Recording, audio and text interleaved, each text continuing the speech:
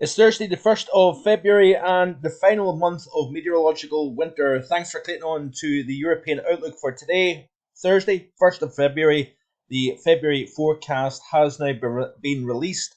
Looking back at the winter so far, there has been a score 8 out of 10 for both December and for January, and I guess you could say 8 out of 10 for the 2 months combined. And it's all eyes on the month of February. Now, a lot of people I see on the comments dissing the fact that I think cold February is upon us. Exactly how much cold we get, how long, how strong, still remains to be seen. But I think it would be very, very foolish to turn around and say that because we've seen record warmth, North America and Europe in recent times means that you can throw the towel in with regards to the winter. February can be a brutal month. Even the first half of March can be pretty brutal. We'll look back at 2013, an extreme example, yes, but we did see colder than average conditions during the month of March compared to what you would see even in the month of January. So, there is still, I think, plenty of winter still to come. And I give you my evidence to back up those ideas in that February forecast. So be sure to check that out. The link is in the description below today's video, and you can have a look in detail at that. Looking at Storm Ingan, a very impressive system. Not so much for the UK, it had a glancing blow across the northern UK, providing some fairly gusty winds. But if you look at the Meteoseal pressure chart here, we've skipped back to 1650 last night, and the system had brought some very gusty winds late in the evening and early morning across the UK. Then it was a wind gust of 155 miles per hour was reported in the Faroe Islands, and I don't know why on earth yesterday I thought it was one island. It says in the name itself, the Faroe Isles or the Faroe Islands. So I'm scratching my head. After I did that video last night, I thought, what the heck are you talking about, Mark? But anyway, it supposedly produced a gust of 155 miles an hour across the Faroe Isles, and then it made a beeline for the upper coast of Norway. It looks as if it peaked at around 945 millibars as it made an approach on the upper Norway coast. But if you look at the wind speeds here, so that low was still 948 millibars to the north of Scandinavia here, just north of the coast, and some very powerful winds on the southern flank of that system was observed. If you look at the wind speeds in kilometers per hour, and we skip back here, you can see what took place. So as that system then moved across to the north of the UK, we've seen the strongest winds observed here. Iceland was getting battered by the winds as well, and then the system made an approach on Norway, and you can see here a wind gust just in the southern flank of the centre, the low, at 224 kilometers per hour at roughly 302 meters above sea level. An exposed spot, yes, but that correlates to a 139 mile per hour gust. So a very powerful gust of wind on the Norwegian coast. We've seen very strong winds transfer all the way down through Norway, Sweden, even Finland as well, through Denmark, northern portions of the Netherlands and Germany as well. But that is a very standout wind gust actually on the Norwegian coast. 139 miles per hour is pretty impressive stuff if you ask me. But one thing I thought was rather noteworthy was our good friend Richard Trott sent me this, showing that there was a sustained wind recorded in this location in Sweden of 51.8 meters per second. That is 115 mile per hour, by the way. So a sustained wind of 115 miles per hour was recorded in Sweden during Storm Ingan. So it looks as if some very noteworthy wind gusts for sure with Storm Ingan. Now, let's have a little look quickly at the next 30 days. We'll look at the ECMWF weeklies. We'll also look at the GFS extended as well. This is the 30-day surface pressure anomaly. And you can see here, keep in mind this is the 30 days, and you can see here quite the negative North Atlantic oscillation signal. You can see here the strong block to the west northwest of the UK. We've got the big deep negative over Europe here. This would support a temperature anomaly in the region of this here. So this is, like I say, for the 30-day period, and it's indicating this of the ECMWF weeklies here. So it is actually showing average conditions across England and Wales, below average across Scotland, as you can see, slightly warmer than average across the western side of Ireland here. Once again, colder than average across Northern Europe, warmer than average across Central Europe, colder than average across parts of Iberia, Italy, into the Balkan region here. Looking at precipitation, this is quite interesting, by the way, because you keep in mind the orientation of the upper air pattern, and this indicates somewhat of an easterly component to the storm track. So a south displaced storm track for one, but then areas of low pressure perhaps trying to attack from a kind of south direction, southwesterly direction, would indicate that we see the heaviest precipitation across the north and eastern side of the British Isles here, slightly drier than average across the west, if you notice here. Is it sniffing out some sort of an easterly in that mean temperature anomaly for the next 30 days? That is a good question. Let's have a look at the ECM, the GFS extended here for the next 30 days, and you can see the same ideas. Remember, this is the surface pressure anomaly here, and you've got deep negative over Western Russia, strong positive to the west of the UK largely. I know we've got positive heights over the UK and Ireland here, and this is going to be the details that we need to iron out, by the way.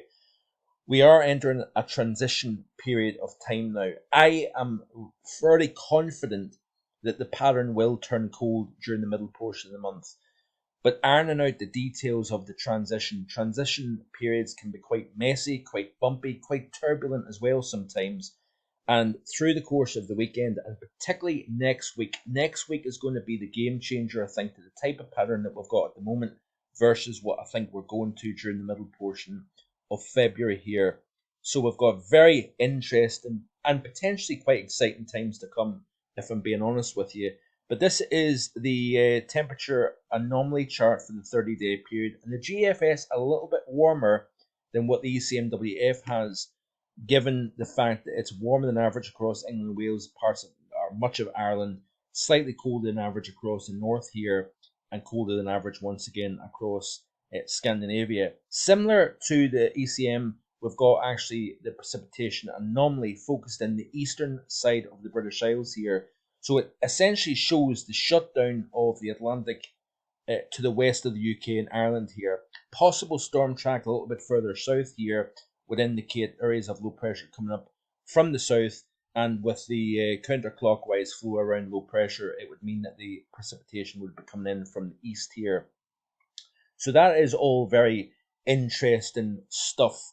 And when we look finally at the Arctic oscillation, this is off the ECMWF extended, and you can see that the Arctic oscillation is expected to tank really deep anomalies here compared to the neutral line, if you notice. So the blue line represents the control run, and the green line represents the mean. Now, this is the North Atlantic oscillation. Keep in mind that the GFS ensemble has been keeping the NAO neutral. This is the ECMWF extended, and you can see here that the green is the mean, the blue line is the control run, and it too is going negative here. And I've given you the reasons why I think that's going to take place. That we have got the stratospheric warming situation, the reflection in the lowest portion of the troposphere or stratosphere. We also have the Manjulian oscillation, phase 7, trying to go into phase 8 in an amplified state. And remember, it takes time for the atmosphere to respond. Remember, this is a forcing that's taking place down in the equatorial portion of the Pacific Ocean. It takes time for that energy to then lift up towards the Arctic region, and we essentially turn the overall pattern completely on its head. Remember, we've got deep negatives at the moment. Greenland, Arctic region, we've got the big strong positives, North America and Europe. The pattern is not going to just flip on its head overnight. It takes time, but what I expect to see taking place is the high starts to build north over North America, and also that high over is actually essentially centered northern portions of France, southern portions of the UK at the moment, and the high will eventually start to drift retrograde, like similar to what we've seen back at the during the first week to 10 days of January. That high then retrogrades back up towards Greenland and opens the door to the Arctic. So like I've said already, it doesn't guarantee that this is all going to play out exactly what I think is going to take place. I'm fairly confident that we turn cold. Again, it all remains to be seen. How cold do we get? How long does the pattern get? Now, the MJO is in a phase 7. So this is the reflection. This is the lowest portion of the stratosphere. And you can see here that we've got the strongest heights across the Baffin Straits, Greenland, extending across the top here. And lo and behold, here is the 30-day 500 millibar anomaly for the period between 31st of January and the 1st of March here. And that is very similar to what we're seeing with regards to the lower stratospheric profile here. But it's getting to that cold spell that's going to be a little bit of an interesting battle here. There's a lot of uncertainty with regards to the models. We'll have a look and see what they're showing.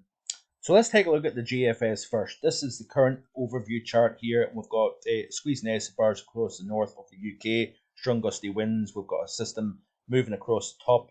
There's that phase 6 MJO with the positive over the Bay of Biscay into the southern UK here. Systems riding over the top. Mild conditions overall. Play through the loop very quickly, and you can see here what takes place. We continue to see this battleground here taking place between colder air trying to fight down from the north, systems trying to ride over the top of that area of high pressure, if you notice, and overall a largely mild pattern given the position of the high pressure over the southern UK. You're going to continue to see air coming in off the Atlantic, so nothing particularly cold through generally the first 10 days of the month. But watch what happens as we move towards the period of the 8th through the 10th. You're starting to see a change taking place here, and we're going to start to see the storm track getting forced south. Areas of low pressure and active jets still in place across the UK, across the North Atlantic, sorry. But you notice here that we're starting to see northerly winds becoming a little bit more prominent across the north and trying to drive colder air south. All the while, areas of low pressure are now starting to get forced southwards, if you notice here. Now, this is, bearing in mind, one GFS deterministic. This is one model run of many model runs. You'll notice something that I've done in recent days. I've not been showing you individual model runs. I've seen a guy on Twitter call me a muppet for saying it's going to turn cold during the month of February, and his basis on that was it was one model run that suggested westerly winds for one particular time frame. That is crazy stuff, because I've not been looking at one individual model run. I've been looking at generally the ensembles and also cross-model agreement that the pattern would change the way it does. We've got the backing of the stratospheric warming, we've got the backing of the Manjulian oscillation, and we've got the backing of the medium to long-range models, all essentially showing you the same thing.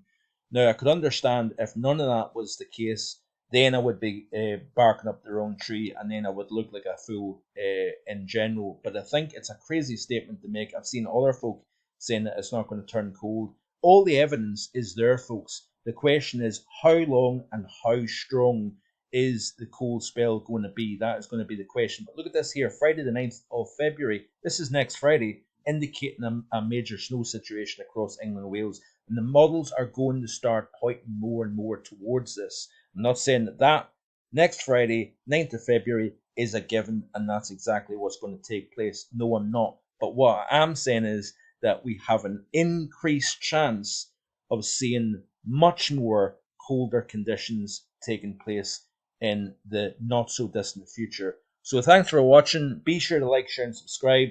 If you're interested in the big broad picture of weather, hit that big red button. I would greatly appreciate it. And leave a comment. Let me know what you think of today's content. Like, share, and subscribe. See you again tomorrow with more. Bye for now.